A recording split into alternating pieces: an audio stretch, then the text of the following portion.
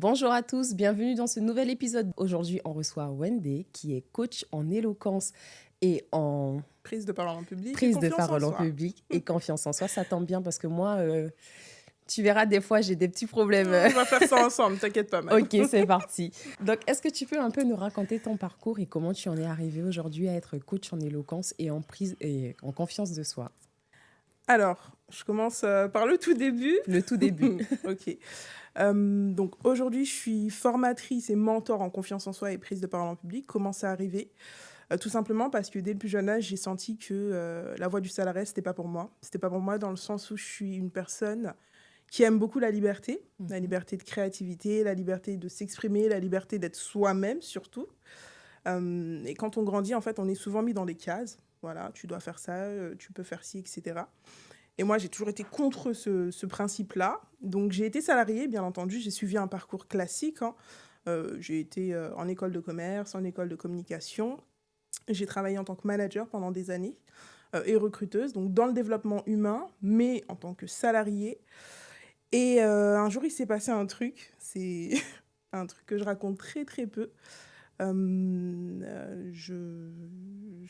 me suis mariée, j'ai fait ma vie de famille, etc. Je suis tombée enceinte. Il y a eu un accident, voilà, impromptu. Je me suis retrouvée à l'hôpital à me faire opérer sans que ce soit prévu. Et là, ma collègue de travail m'a ramené mon ordinateur à l'hôpital, sur le lit d'hôpital, en mode « Ah Wendy, il y a un dossier que tu as oublié de gérer ».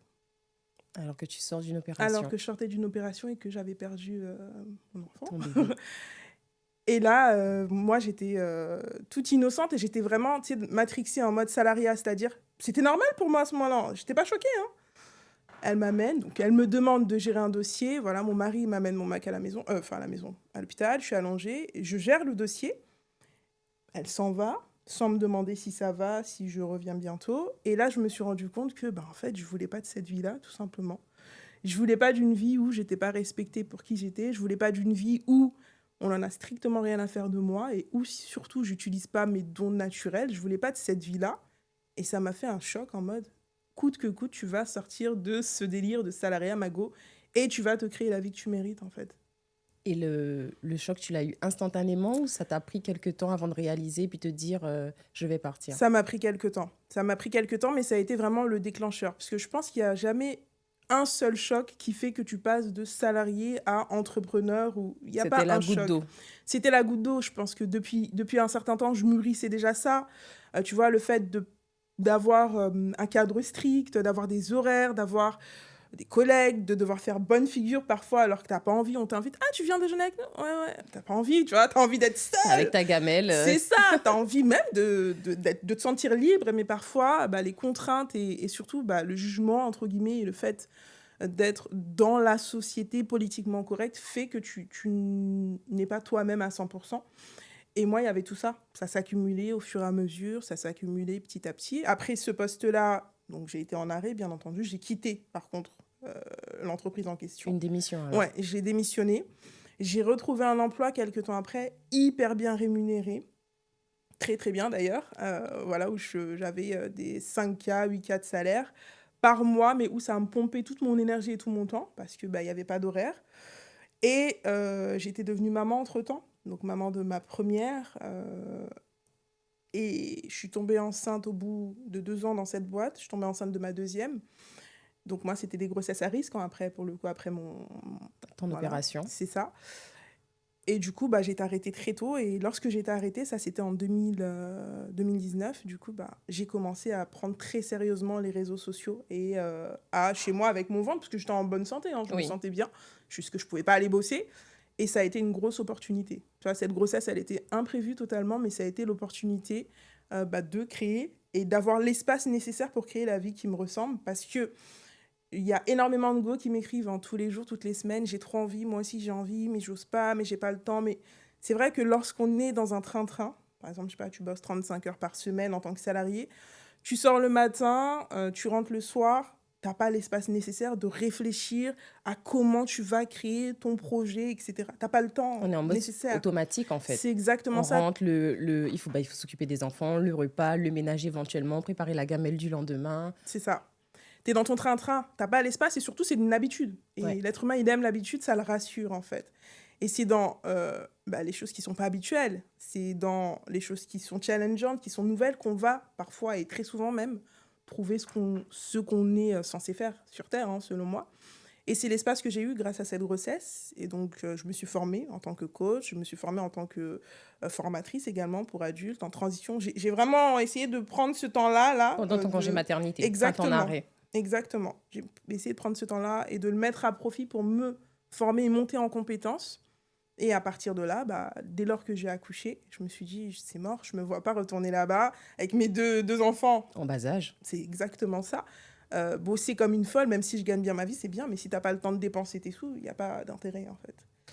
Et donc, à partir de là, j'ai commencé, à mon rythme, petit à petit, à créer des contenus sur les réseaux. Et j'ai vu que très rapidement, on a commencé à m'inviter. Je me suis dit, mais qu'est-ce qui se passe? C'était quel type de contenu? Des vidéos. Surtout des vidéos face caméra. Alors, j'ai commencé avec des posts photos. Hein. Si on regarde mes anciens contenus, j'ai honte. J'assume pas. Mais non, il faut. Non. Il faut bien commencer quelque part. Ah oui, et ça, tu c'est le vrai. dis d'ailleurs. Ça, c'est totalement vrai, oui. Donc, je les mettrai prochainement pour montrer d'où je pars, de très, très loin.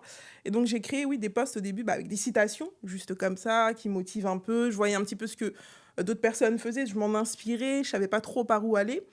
J'ai changé plusieurs fois d'angle d'attaque, mais le fond restait vraiment le même. La femme et comment je voulais absolument, dans ma vie, moi, ma réussite et mon succès, c'est de voir d'autres femmes réussir et être successful, en fait. C'est la lumière, on la partage tout ensemble. Il y en a suffisamment pour qu'on brille. C'est toi, ta zone de génie, elle va compléter la mienne, qui va compléter celle de la suivante, et on va avancer comme ça. Et ça a toujours été le cœur de ce que j'aime faire. Et après, ça a pris différentes directions. Là, c'est orienté prise de parole parce que la preuve, on est là aujourd'hui. Ouais. La prise de parole, parler de son business ou de ce qu'on fait ou de ce qu'on aime, c'est ce qui amène des opportunités, c'est ce qui amène des connexions, c'est ce qui amène de l'impact. Et donc, il faut en passer par là. Et c'est ce que j'aime faire. Et c'est pour ça, aujourd'hui, que j'aide les femmes à le faire également. Et c'est d'ailleurs pour ça qu'on se retrouve ici aujourd'hui. Exactement. Parce que c'est une opportunité qu'on a créée toutes les deux suite à un post que tu as mis qui m'a complètement parlé. Je t'ai témoigné, moi, ce que j'avais vécu. Oui. Et très, très puissant. Ouais. La prochaine fois, je vais t'interviewer sur cet aspect-là. J'ai beaucoup de choses à dire, mais moi, je pense que je ne suis pas encore prête. Chacun a son timing. Très bien. Et c'est ce qui fait que je t'ai proposé d'être là aujourd'hui et je suis vraiment ravie de te recevoir. Vraiment. Ouais, je suis trop contente. Et en plus, tout à l'heure, juste dans la salle d'attente, donc le monsieur qui est podcasteur également me demandait « Mais t'as déjà fait des podcasts ?» J'ai dit « J'ai eu plein de propositions, honnêtement, depuis des années. Et je pense que c'est l'un des rares auxquels j'ai participé. » Il m'a dit « Pourquoi ?» J'ai dit « Je sais pas, j'aime bien cette femme. Ce qu'elle dégage, elle est authentique. Elle me suit, elle me fait confiance et j'ai confiance en elle. Et surtout, tu sais, t'as le respect, en fait. Ouais. T'es reçu de la manière que tu mérites, t'attires ce que tu mérites. C'est et surtout, il y a une la alchimie, même énergie, en fait. Exactement, l'alchimie. Voilà, c'est comme ça. Donc, il y a des choses qui ne s'expliquent pas, en fait. Il ne faut pas les expliquer, il ne faut pas chercher à expliquer. Je suis d'accord. Donc, une fois que tu t'es lancée sur les réseaux et puis tu as commencé à parler à ces femmes, puisque ton auditoire, c'était particulièrement des femmes, quels ont été les premiers retours? Comment toi, tu t'es sentie? Parce qu'il y a eu, après l'accouchement du bébé numéro 2, comment tout s'est enchaîné pour qu'aujourd'hui, tu en deviennes à coacher des femmes pour qu'elles prennent confiance en elles? Et qu'est-ce que ça veut dire avoir confiance en soi? Ça fait beaucoup de questions. Hein. Ouais, alors on va décortiquer tout ça. On va décortiquer tout ça et tu vas m'aider au cas où j'oublie. Ça marche. Donc, qu'est-ce qui s'est passé? J'ai accouché, j'ai commencé à créer mes premiers contenus au départ, comme je te disais, des petits posts. Ensuite, j'ai pris confiance en moi et je me suis dit non, moi, mon art en fait et ma zone de génie, c'est la voix. Lorsque j'étais étudiante ou autre, c'est moi qui présentais les projets. Pas tout le temps, mais dès que je prenais la parole, j'arrivais à générer des émotions. Donc, tu as toujours eu cette facilité, en fait, à t'exprimer en public. Oui, toujours, mais je ne l'assumais pas. C'est-à-dire que je l'utilisais uniquement lors des examens. Tu vois, par exemple, j'étais au lycée, en maths, j'étais nulle nulle, mais vraiment. Et en français, en tout ce qui était exposé, etc. Prendre la parole, quoi. À l'oral, les examens blancs, quand on devait présenter des projets, j'avais toujours des 19, des 20. J'étais excellente. Et du coup, j'ai toujours réussi à m'en sortir comme ça, en tablant là-dessus, sans jamais me dire que ça allait devenir mon métier. Parce qu'à l'époque, même si je n'ai pas 40 ans encore, hein, à l'époque, ce n'était pas un métier encore. Ce n'était pas autant connu qu'aux États-Unis ou que dans d'autres endroits, tu vois, de prendre la parole, d'être speaker ou autre. Et c'est avec le temps arrivée en école de commerce que ça a commencé, tu vois, les réseaux, la prise de parole. Je voyais des personnes en faire. Je me suis dit, ouais, ça, c'est mon métier, ça.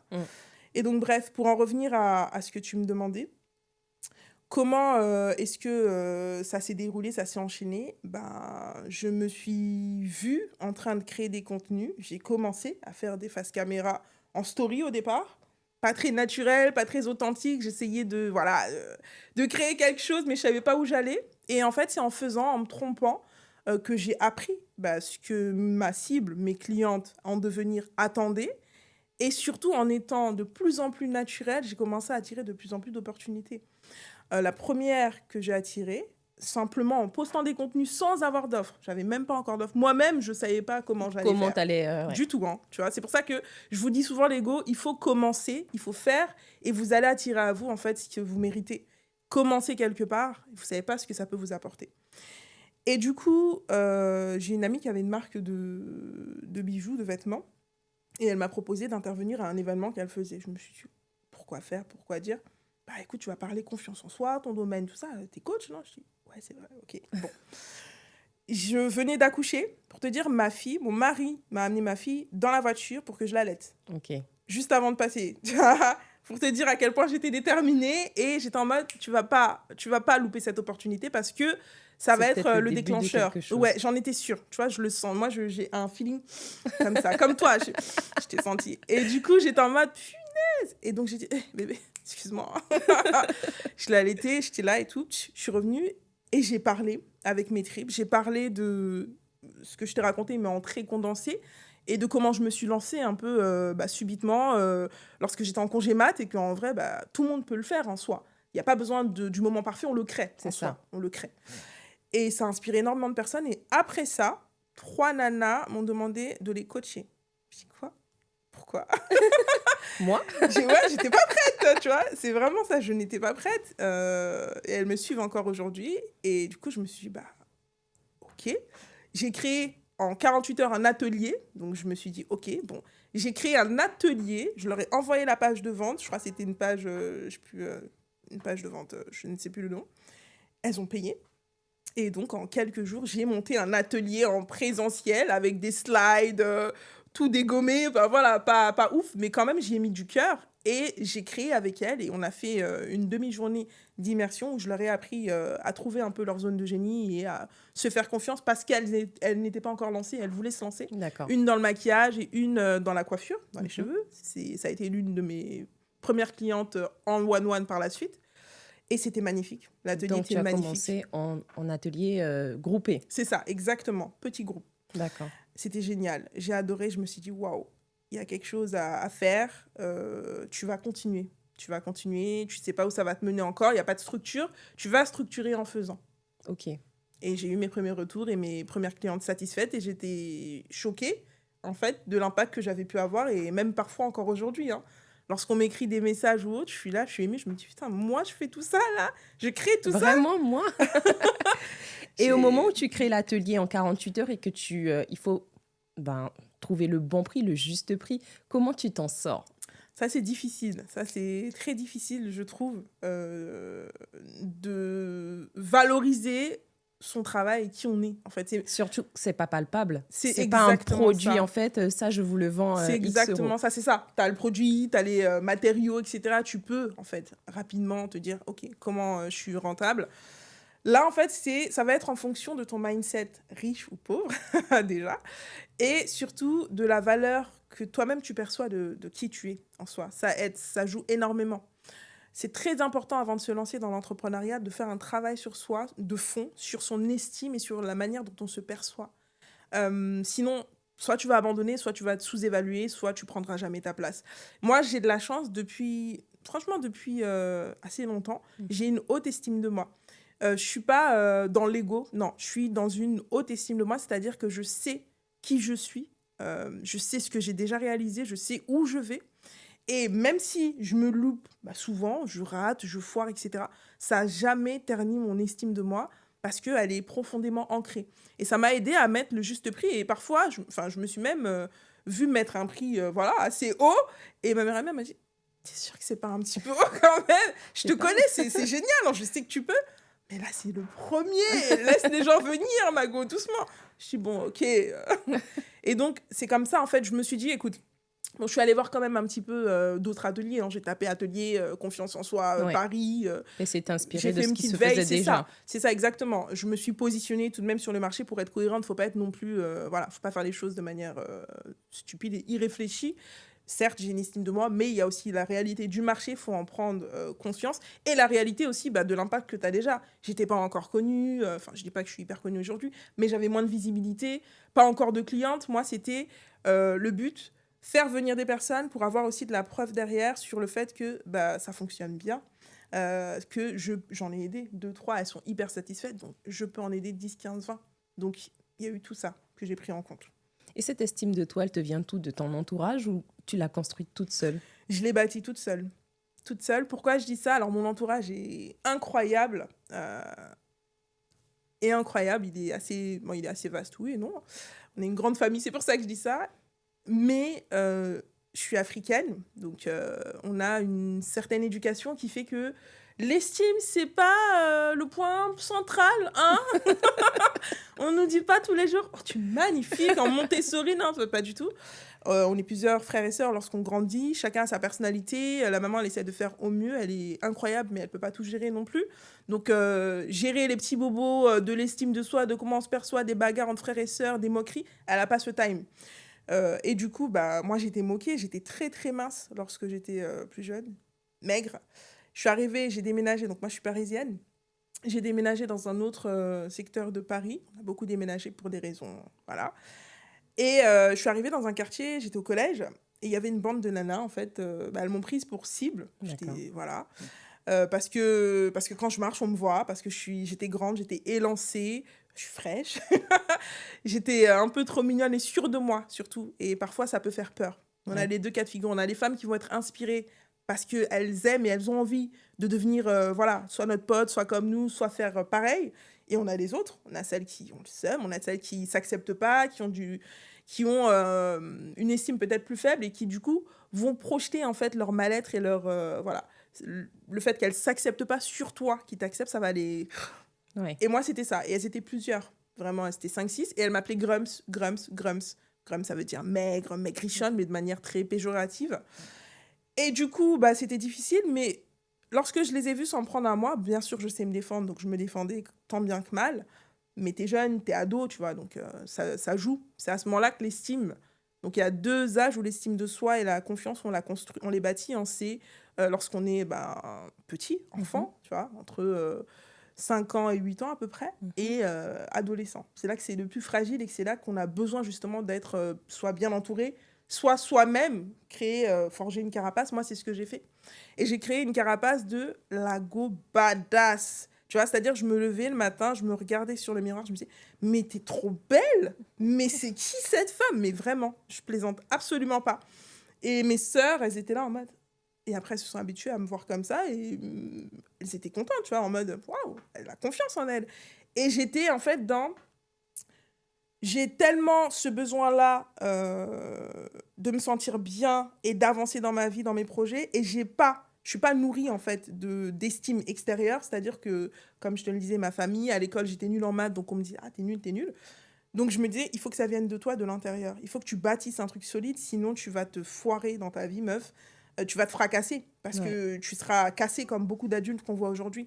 Et j'étais surpuissante. Et j'ai fait ça. Et du coup, ça m'a permis de faire les reines du shopping. J'ai fait des émissions de télé, j'ai fait Miss Mali France. J'ai fait plein de trucs parce que je me sentais tellement une bête de go tous les jours que Dieu fait, que je sois maquillée ou pas, que dans ma tête, mon mental, il s'est forgé, en fait. Ouais. Je l'ai forgé comme ça. Et encore aujourd'hui, devant ton miroir, tu te dis que tu es une badass? Encore aujourd'hui, la chance que j'ai aujourd'hui, c'est que je me le dis, mais il y a plein d'autres gens qui me le disent aussi. Tu vois, par ricochet, mais ça a commencé par moi. Par toi, ça, c'est très important, les filles, pour la confiance en soi et l'estime.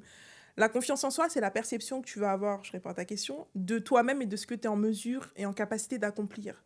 C'est la conviction que tu vas avoir de toi, en mode, je peux le faire, même si je me fracasse, même si j'y suis pas encore, même si je suis dans l'apprentissage, même si j'ai échoué 10 000 fois, je suis cette femme-là qui va réussir, qui va le faire. Je suis capable, en fait, d'avancer vers ce que j'aspire à faire, à être. Et je le sais au fond de moi. Tu vois, je sais comment mobiliser tout ça au fond de moi et j'y vais. La confiance en soi, c'est croire en soi, en ses capacités, en sa valeur propre, tu vois, en ce que tu es en mesure d'accomplir, en sa zone de génie, en ce fait-là que tu es une magnifique personne, en dehors de tous les stigmates, toutes les cases dans lesquelles on veut te mettre. C'est vraiment ça pour moi. Et elle est essentielle, mais il ne faut pas oublier qu'on peut la perdre. C'est fluctuant, tu vois, c'est des montagnes russes. Hein. Parfois, moi, il y a des moments où j'ai beaucoup moins confiance et d'autres où j'ai énormément confiance. Ça dépend de ce que tu vis et ça dépend de à quel point tu arrives à te challenger, à quel point tu arrives à continuer et à faire des choses différemment et à sortir de ton confort pour, bah, tu vois, par exemple, si j'ai jamais pris la parole devant 200 personnes, au départ, je me sens pas capable. Je travaille sur moi, j'essaye, je vais le faire et je vais rentrer dans une boucle vertueuse, pardon, et je vais réussir et je vais me dire, waouh, regarde ce que tu as réussi à faire. Et là, je vais me sentir confiante. Et là, je vais nourrir cette boucle-là, tu vois.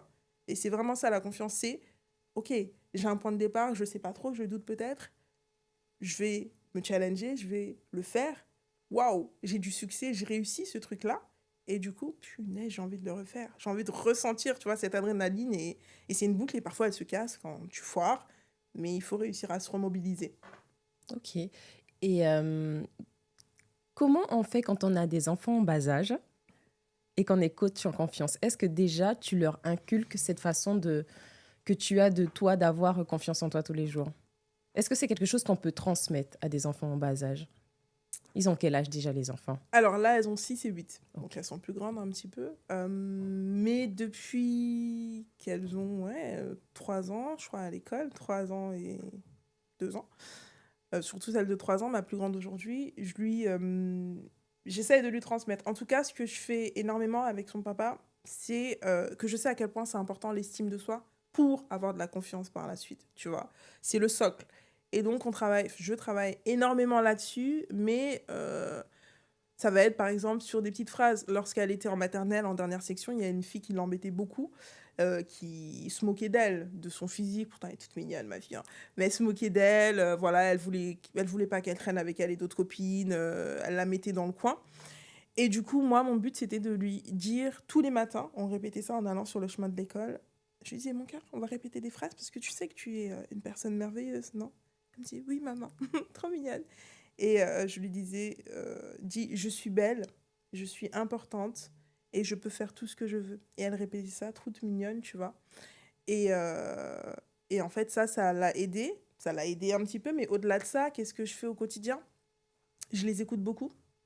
Je discute énormément avec elles. Je les valorise sans trop en faire aussi.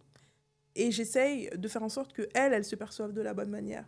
Parce que, tu vois, ta beau être, par exemple, magnifique. Si, moi, je te dis que tu es magnifique tous les jours et que toi, à l'intérieur de toi, tu as l'impression que tu es moche, parce que tu as eu des traumas ou parce que bah, tu t'es toujours trouvé moche, tu vas jamais croire à ce que je te dis, parce que ça vient de moi. C'est l'extérieur, moi.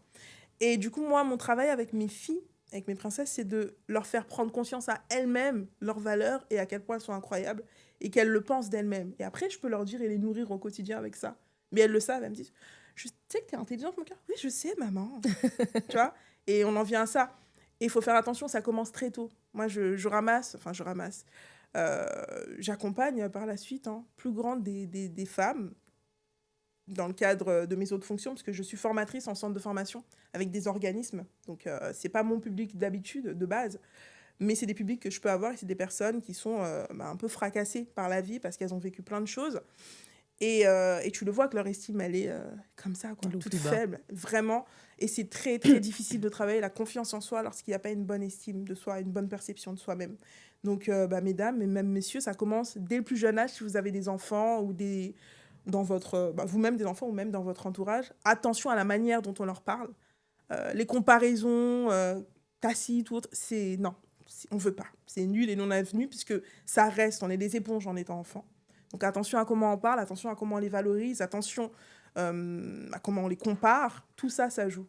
En tant que maman, formatrice, coach en confiance en soi, je fais attention à ces détails-là auprès de mes enfants et de tous les enfants qui m'entourent au quotidien. Quels tips tu pourrais donner à celles qui n'ont pas encore confiance en elles et qui sont dans un processus justement où elles cherchent à acquérir cette confiance pour pouvoir se lancer dans l'entrepreneuriat ou tout simplement changer de pays parce qu'elles ont envie de nouveautés, peu importe? Alors, quels tips je pourrais donner? Des exercices à faire peut-être au quotidien. Difficile comme question. C'est vrai? Alors, pourquoi difficile comme question? Ça dépend. La confiance en soi, on le voit comme une chose unique. Mais en fait, non. Tu peux avoir énormément confiance en soi dans tes relations, dans ta relation amoureuse, parce que bah, tu te sens bien en tant que femme, et ne pas du tout avoir confiance dans ta vie professionnelle. Tu vois?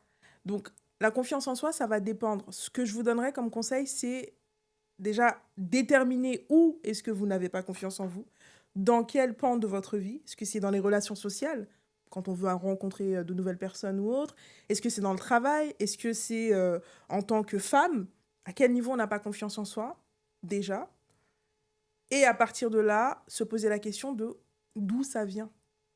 Est-ce que ça vient de l'enfance, un trauma, du coup qu'on n'a pas réglé, géré, et dans ce cas-là, bah, il va falloir commencer là, tout de suite, maintenant. Ou alors, où est-ce que ça vient du fait qu'on n'ose pas encore pleinement prendre sa place, qu'on n'ose pas encore pleinement s'affirmer, être soi-même, qu'on se limite, qu'on se bloque, très souvent, c'est ça, hein, parce qu'on a peur. Mais peur de quoi?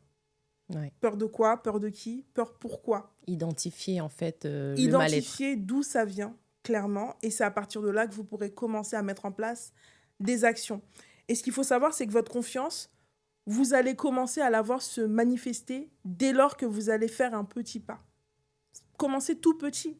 Tu as peur, par exemple, de prendre la parole devant 10 personnes, bah, tu prends ta caméra, ton téléphone, et pendant une semaine, tu t'enregistres en train de parler toute seule. Tu ne postes pas. Et juste le fait de te confronter, entre guillemets, à cette peur-là, bah, tu vas voir finalement que tu vas la banaliser. Ça va devenir un peu une habitude. Et du coup, bah, l'habitude, l'être humain, il aime ça. Ça va te rassurer et tu vas pouvoir le refaire derrière. Tu vois, commencez petit, commencez à votre niveau, commencez là où vous êtes aujourd'hui avec ce que vous avez et le reste, ça suivra. Donc il y a un côté psychologique en fait dans la confiance en soi. Complètement, complètement, c'est lié. Et c'est ce que tu travailles avec les femmes que tu coaches, la psychologie? Ouais. Alors la psychologie, plutôt la perception de soi-même. C'est vraiment ça, c'est comment tu te perçois déjà, quelles sont tes appétences, quelles sont tes compétences dont toi tu as déjà confiance, parce que le fait aussi, si on parle un peu plus du côté pro que moi je travaille, sur la confiance en soi, le fait de se sentir compétent dans son domaine, tu vois, de se sentir capable de faire, ça nous rassure, ça nous conforte et ça nous donne davantage confiance en soi. Donc c'est très important aussi de travailler ça, mesdames. Si par exemple vous voulez vous lancer dans un projet professionnel ou autre, c'est bien, on est toujours là en train de dire oui, il faut se lancer comme ça, ouais c'est bien. Mais clarifie déjà ce dans quoi tu es doué, ta zone de génie, ce que tu aimes faire et ce que tu fais peut-être naturellement, tu vois. Continue à travailler sur ça en te lançant et ça te donnera davantage confiance en toi. Tu te sentiras beaucoup plus confiant dans ce que tu amènes, dans ce que tu fais. Okay. Qu'est-ce qu'on peut te souhaiter pour la suite? De me sentir toujours autant à ma place, de continuer en étant à ma place, d'impacter des milliers de femmes de par le monde, hein, tout simplement, de faire de belles connexions comme je suis en train de le faire aujourd'hui. Et d'avoir une bonne santé surtout, c'est important, c'est la base. C'est la base d'être dans cet équilibre et, voilà, et dans ce mood-là constant de j'ai envie d'apporter plus, je continue, et je ne m'arrête pas là, et je ne m'arrêterai jamais en fait. Mais écoute, je te remercie d'être venue et c'est tout ce qu'on te souhaite. Merci à toi pour l'invitation. À bientôt. Merci beaucoup.